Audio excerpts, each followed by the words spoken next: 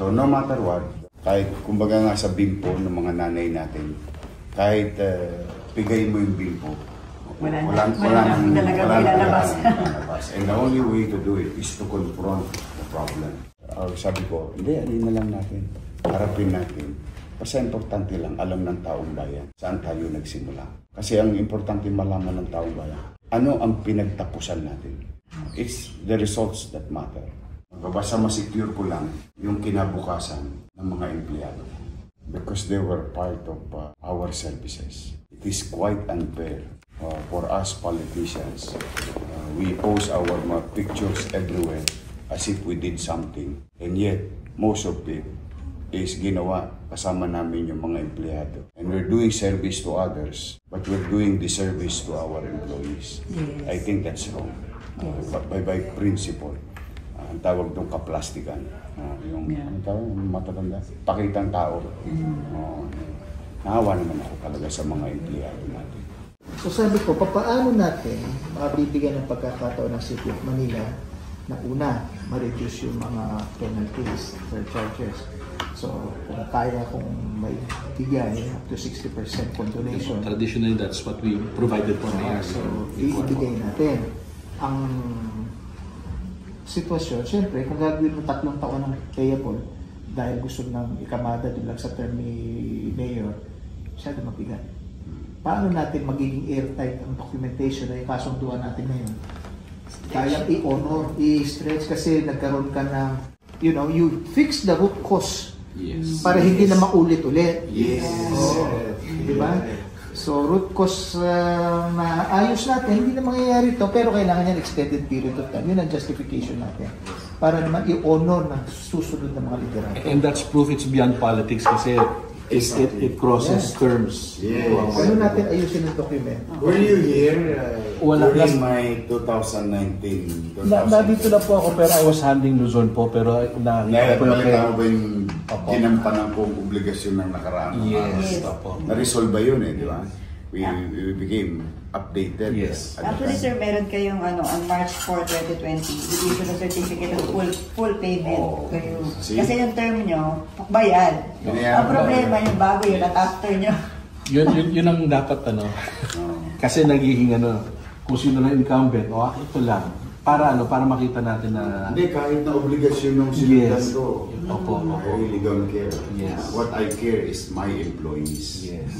The one who works with me inside that building. Kasi talagang kawawa yung mga yan. Especially po yung the longer term ones kasi sila po yung malapit na mag-retire. Yes. So sila po yung bawas ang benepisyo na makukuha because nga merong mga butas sa payments for the administrations prior to you. In fact, I just decided yesterday, talking to our treasurer, si Paul is our treasurer, and I told him, may 23 kaming empleyado, terminal leave, ang tagal nang hindi nababayaran. And I told him, no matter what, find a way from our general fund to give what is due. Baka po pwede natin unahin po yun, mga nag-file ng terminal leave para ma-prioritize po para mapunan yung by next week, mayroon kaming magandang balita sa kanila. We'll coordinate po para mabigyan ng priority yung mga retirables. Para at least buo po yung kanilang pensyon. Alright mga kababayan, magandang umaga po sa inyong lahat at welcome po dito sa ating YouTube channel. For today's video, tayo po ay magkakaroon na naman ng reaction video dito nga po sa naging live ni Mayor Isko. Grabe talaga, araw-araw na lang tayong pinabibilib ni Mayor Isko. Dahil itong topic natin ngayon is tungkol naman po sa mga empleyado po ng ating pinakamamahal na lungsod ng Maynila, ang ating mga retirees. Yan, ito po ay para sa kanila. Kasi ngayong araw po na to ay personal pong bumisita si Mayor Isko dito po sa GSIS at nakausap niya po yung Pangulo ng GSIS. At siya po ay humarap sa kanila at ito nga po yung kanilang napag-usapan, yung tungkol po sa mga butas-butas na hulog dun sa ating mga magre-retire na. So nasabi po ng GSIS na si Mayor Isko po ay hindi nagkaroon ng problema noon yung sa kanyang pag-upo bilang alkalde ng Maynila nung nakaraan. So yung unang termino niya, no, walang naging problema. In fact, meron pa nga siyang certificate of clearance na talagang fully paid siya, no, nasabi po nung ating taga GSIS. So mapapakinggan niyo po dito sa kanyang live kanina. So itong ginagawa ni Mayor Isko ay hindi po para lamang sa kanya, kung hindi para po sa ating pinakamamahal na mga empleyado dyan sa loob ng Manila City Hall, yung mga empleyado po, lalo na yung mga magre-retire na po. So isa sa pinaka-problema kasi mga kababayan is yung pangamba ng ating mga retirees na baka pagkatapos ng kanilang serbisyo ay mahirapan sila sa kanilang pagkuha ng kanilang mga pensyon o baka magkaroon ng problema. Kaya ngayon pa lang ay gusto na ni Mayor Isko na siguraduhin yung proteksyon ng bawat magre-retire dito po sa lungsod ng Maynila. So dito sa kanilang pag-uusap mga kababayan ay maririnig natin mismo sa bibig ni Mayor Isko ang kanyang buong puso o kababaang loob, yung willingness niya, yung gawin niya yung kanyang obligasyon bago at pagkatapos ng kanyang termino, at maging yung yung nakaraang administrasyon ay aakuin niya na para lamang po sa kapakanan ng mga empleyado ng lungsod ng Maynila. So kung maalala natin mga kababayan ay nakipag-usap po si Mayor Isko din sa DBP o sa Development Bank of the Philippines kamakailan, sa Land Bank of the Philippines, and also sa BIR. So may mga live video siya, may mga pictures siya na pagpapatunay na siya po ay personal na nakipag-usap sa mga ahensyang ito. At eto, sa mga bangko na ito. At ayan nga po, humihingi po si Mayor Isko ng kumbaga konsiderasyon na kung paano i-stretch yung pagbabayad netong pagkakautang nga po ng lungsod ng Maynila. Dahil hindi naman po taliwa sa ating kaalaman na tayo po, ang lungsod ng Maynila, ay humaharap ngayon sa talagang matinding pagsubok sa pinansyal. So siya po ay nakipagpulong. Pinag-uusapan po nila yung pwedeng maging strategy o terms na po pwedeng i-apply para po sa lungsod ng Maynila. Kasi po mga kababayan, hindi po biro yung yung utang ng Maynila. At hindi lang naman sa isang ahensya lang yan o isang pribadong sektor nagkakautang ang lungsod ng Maynila. So ang gusto ni Mayor Isko ay habang siya ay nagbabayad, habang siya ay nakikipag-usap, maprotektahan po yung proteksyon ng ating mga empleyado sa lungsod ng Maynila. Kasi syempre naniniwala si Mayor Isko na hindi niya naman po magagawa itong mga bagay na to kung wala nga naman itong mga empleyado sa likod niya. Totoo naman yun, kung leader lang ang gagawa, hindi magtatagumpay ang isang leader. Kung wala pong katuwang ng kanyang mga followers, mga members, talagang kailangan na lingunin niya din. Kumbaga lingunin niya itong mga taong tumulong sa kanya para magtagumpay din siya sa kanyang mga proyekto, mga adhikain para sa ating lungsod. So sa halip po kasi na malaking bahagi po ng taunang budget ang mapupunta po sa pagbabayad ng utang ng Maynila, dahil po dito sa ginagawa ni Mayor Isko na pagko-construct or i-stretch ng bayad ay mas magiging magaan po para sa lungsod ng Maynila upang hindi naman matigil yung mga iba pang mga proyekto kagaya ng social services, kung mayroong kinakailangan sa infrastructure. So hindi po siya kumbaga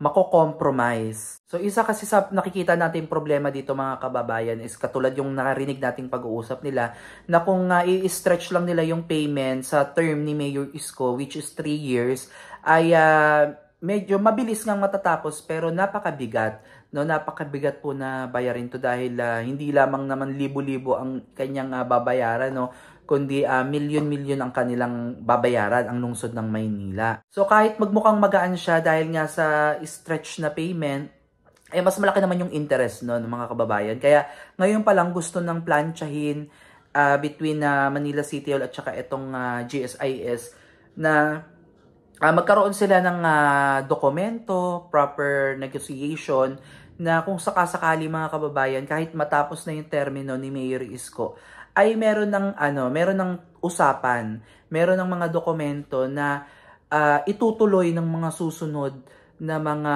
magiging alkalde, yung mga papalit sa liderato na ituloy itong napag-usapan para hanggang sa matapos itong mabayaran itong pagkakautang ng lungsod ng Maynila. Kasi kung maalala naman natin, itong utang ng Maynila mga kababayan ay ginamit po talaga yan sa makabuluhang bagay, no? Kagaya na lamang po na nataon na tayo po ay natamaan ng pandemya. So malaking allocation, malaking bagay po ng budget ng Maynila ang napunta talaga para sa mamamayang lungsod ng Maynila, sa mga Manileño, yung mga food box, vaccine, yung mga ospital na ginawa pa dun sa, I think sa Rizal Park ata, somewhere yon, yung talagang nagpagawa sila ng ano doon, ospital, yung mga container van ata yung ginamit nila doon or what. So yun yung mga ilang mga proyekto ni Mayor Isko, tas yung mga allowances sa ating mga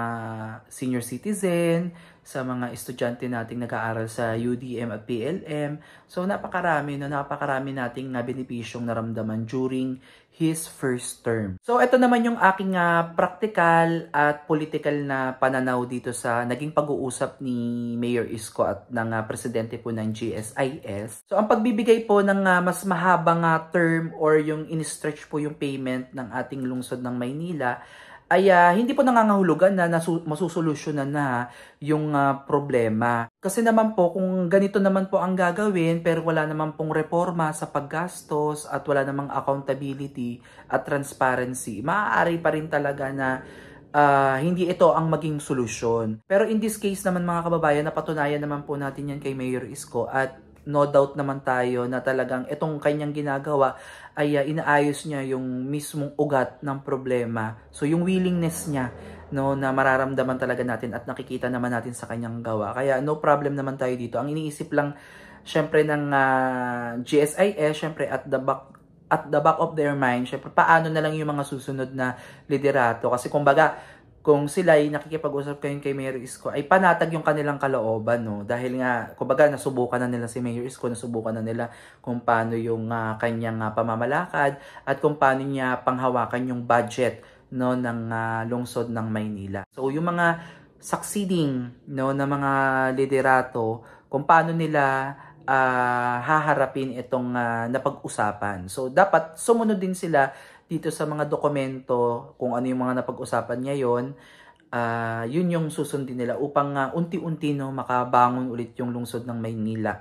At makawala tayo sa tanikala ng pagkakautang. So, ay mga kababayan, napakaganda nitong naging topic ni Mayor Isko ngayong araw na to.